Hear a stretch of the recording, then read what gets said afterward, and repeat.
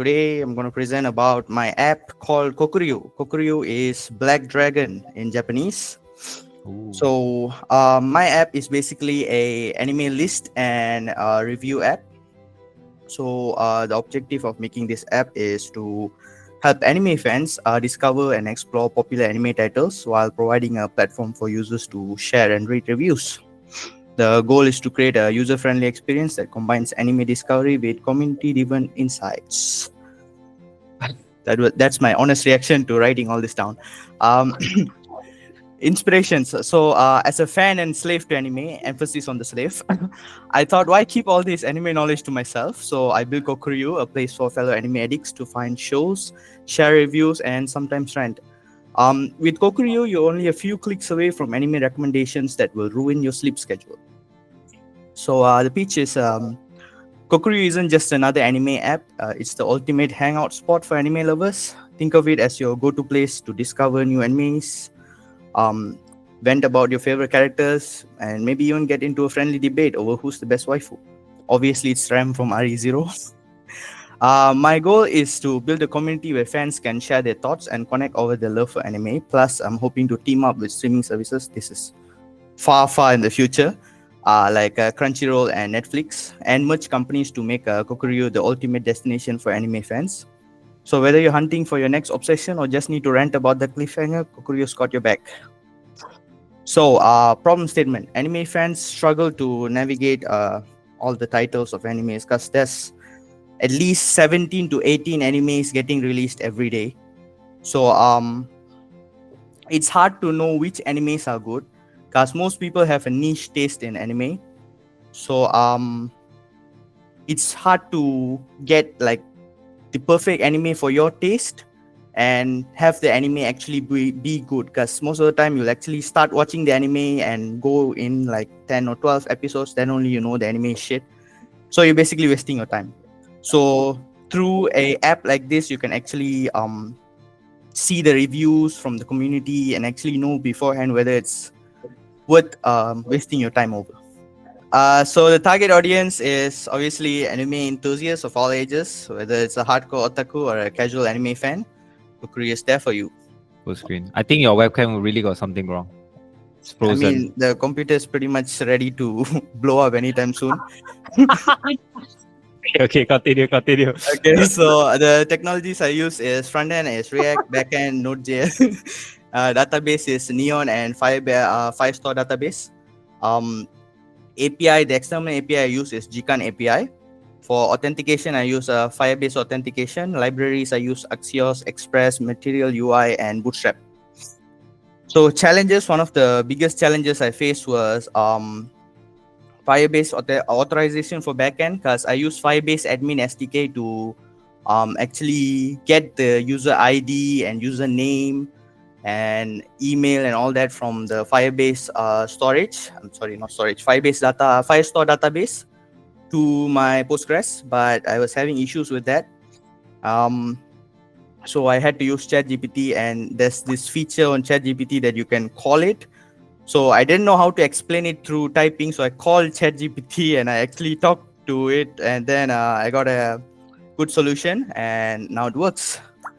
And another problem I faced was mainly CSS to make the app look nice. I was having a lot of issues with that, but Dominic helped me a lot. So thank you, Dominic, for that. Okay, so this is the QR code. You can obviously scan to see whether you like it or not, and leave a couple reviews on animes. Okay. I think it's better I just show the actual app instead of the video demo. Let me just turn on the. Somebody is very confident, huh?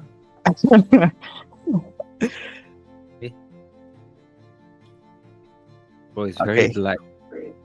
So you can sign up here. During sign up, you put your name and profile picture, and then you can sign in, obviously. Wow. So you can go through all the animes there are in the. These are the ongoing animes, and then you can go through them. You can, once you go in, you have the trailers, and then the status whether it's finished airing or not, and then we have the genres of it. and we have the synopsis, and then you can leave a review. And the reviews you leave will be on the top of the page, and you can edit those and also delete those. Um, there's categories like popular anime, which is basically from sorting from the most popular to the least popular. I mean, there's thousands of animes, so you can go through those. There's the anime movies, and then there's genres. You can actually search for what you want, like slice of life or suspense, supernatural, romance, and then you can go through. You can leave a review. I'd say,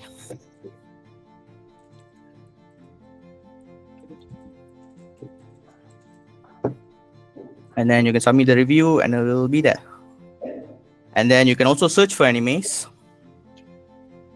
So let's say Bleach, and then you can get the animes from those.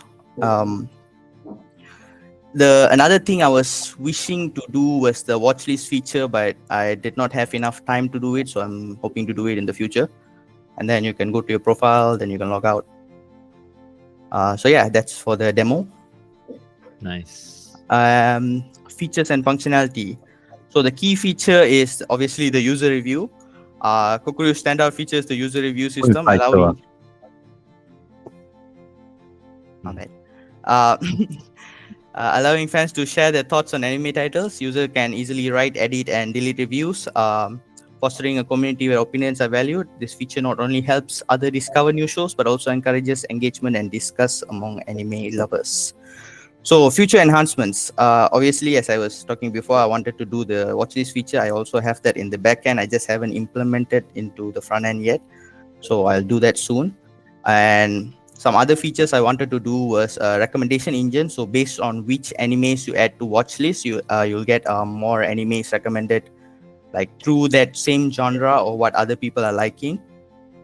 And another thing I wanted to do was enhance the user profile so it looks a bit better.